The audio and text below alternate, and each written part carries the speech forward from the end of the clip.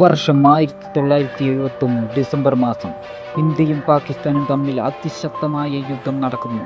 കിഴക്കൻ പാകിസ്ഥാൻ സ്വതന്ത്രമാകാൻ പോകുന്നു എന്ന് ഉറപ്പായ നിമിഷം പെട്ടെന്നാണ് ബംഗാൾ ഉൾക്കടലിൽ നിന്നും ഒരു ഭീമൻ നിഴൽ പ്രത്യക്ഷപ്പെടുന്നത്. അത് സാധാരണ ഒന്നായിരുന്നില്ല. ലോകത്തിലെ ഏറ്റവും വലിയ യുദ്ധക്കപ്പലായ USS എൻ്റർപ്രൈസ്, അമേരിക്കയുടെ 7ാം കപ്പൽപ്പട, ഇന്ത്യയെ ലക്ഷ്യമാക്കി നീങ്ങുകയാണ്.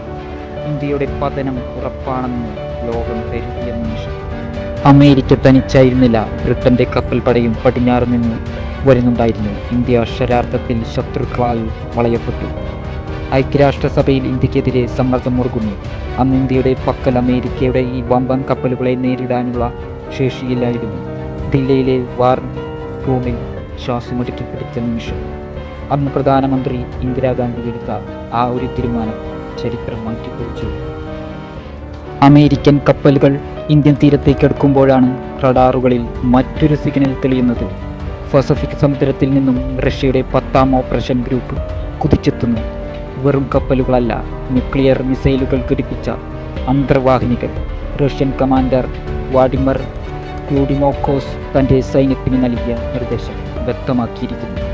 അമേരിക്കൻ കപ്പലുകളെ ലക്ഷ്യം വെച്ചു. ലോകമന്ന് 3ാം ലോകമഹായുദ്ധത്തിൻ്റെ വക്കിലായിരുന്നു. റഷ്യൻ സബ്മറൈനുകൾ കടലിന് മുകളിലേക്ക് പൊങ്ങി വന്നു. തങ്ങളുടെ മിസൈലുകൾ അമേരിക്കൻ കപ്പലുകൾ നേരെ ലോക്ക് ചെയ്തിരിക്കുന്നു. അമേരിക്കൻ ജനറൽമാർ അമ്പരന്നുപോയി. ഇന്ത്യയെ തകർക്കാൻ വന്നവർക്ക് മനസ്സിലായി, മുന്നോട്ട് പോയാൽ റഷ്യയുടെ ന്യൂക്ലിയർ മിസൈലുകൾ തങ്ങളെ ചാരമാക്കുന്നു. ഒടുവിൽ വന്ന വഴിക്ക് കപ്പൽ തിരിക്കാൻ അമേരിക്ക നിർബന്ധിതരായി.